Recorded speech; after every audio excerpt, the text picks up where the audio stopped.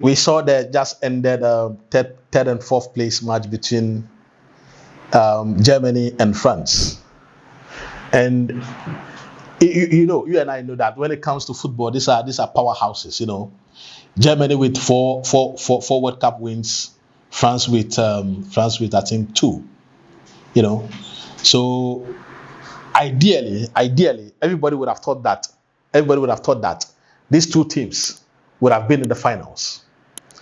Because when Portugal beat Germany 2-1, I thought that Germany wasted enough chances for them to have been able to knock out Portugal. But the name of the game is scoring.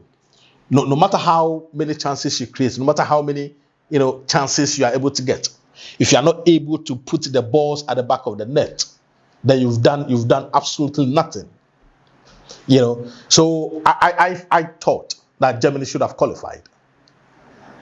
Then come the third place match, and lo and behold, France beat Germany by 2-0. That is the reality. But I am not really surprised, because between Germany and France, there's nothing to separate these two clubs, these two countries when it comes to football in Paris.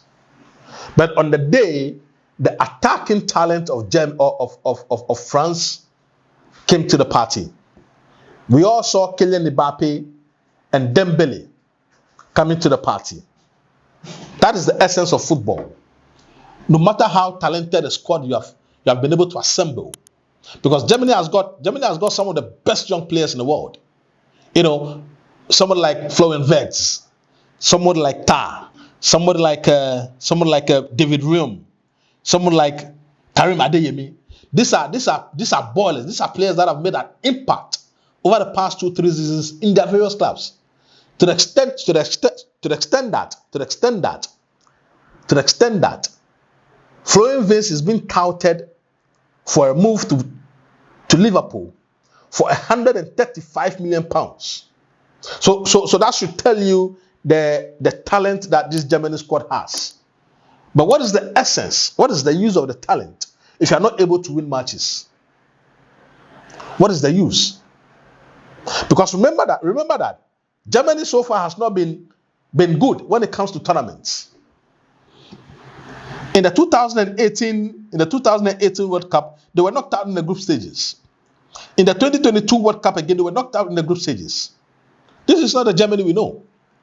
And in the Nations League as well, I thought that they would have used this competition, to at least appease their fans. But what did we see? They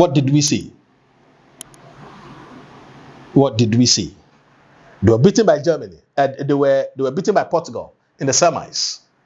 A game that I thought they should have won. But on the day when they met France, yet again they created chances. And you see, creating chances is not a problem for this German side, because they've got a talent, they've got a skill set, they've got attacking players to expose any defense at all that they come up against.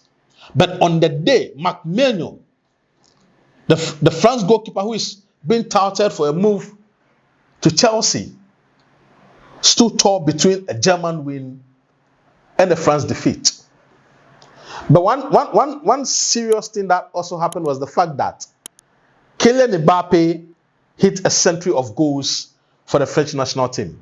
And as I speak with you right now, he's now the third best goal scorer in the history of the French national team. Only behind Olivier Giroud and Thierry Henry on 51.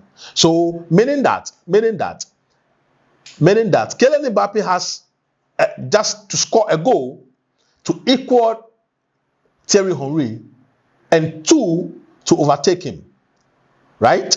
And to me, that is going to happen in the next match. Rayan Cherki, the attacking midfielder from Lyon, who has been touted for a move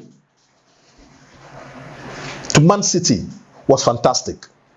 I mean, you have a team full of strikers, you have a team full of attacking midfielders, you have a team that is dependent not necessarily on its defense, but on its attackers. And on the day they came to the party, because by beating Germany 2-0 shows that what? They've got the firepower, they've got an arsenal, they've got a tool set to defeat any team. That is why even against Spain, from 5 goals down to from 5-1, they were able to take the score from 5-1 to 5-4. And if they had a bit of time, I believed that if they had a bit of time, they would have been able to take the game into extra time. Because the tide was on their side, the tide was with them. But just that they did not have enough time. But against Germany, they were able to correct all the mistakes that they made against Spain. Because in their traditional 4-2-3-1, it allows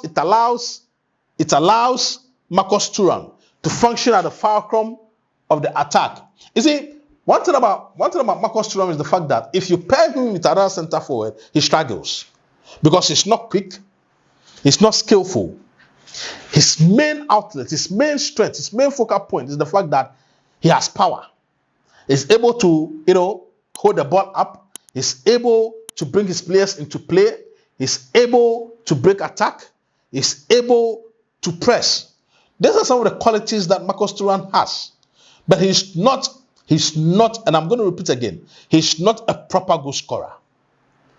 If you want somebody who's going to get goals for you, if you want somebody who's going to lead you into battle and win championships, it is not Marcus Thuram. I have indicated that severally. Then you move to Kylian Mbappé. There's absolutely no adjective to describe Kylian Mbappé because on a consistent basis, he has come to the party. Be it for Monaco, be it for PSG, be it for Real Madrid, be it for the French national team. He has always come to the party. And these are the kind of players that are needed on the big occasions. And it is because of him, because he scored the first goal. So this season, for club and country, he has over 42 goals.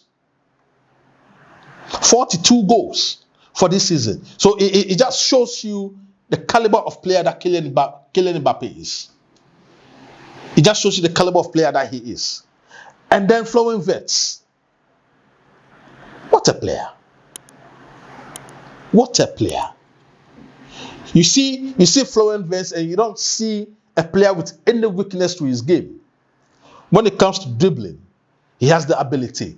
When it comes to how to split defenses, he has the vision. When it comes to scoring goals, he scores. When it comes to scoring wonderful goals, he scores 20 yards, 25, 30, 35 yards. He's that good.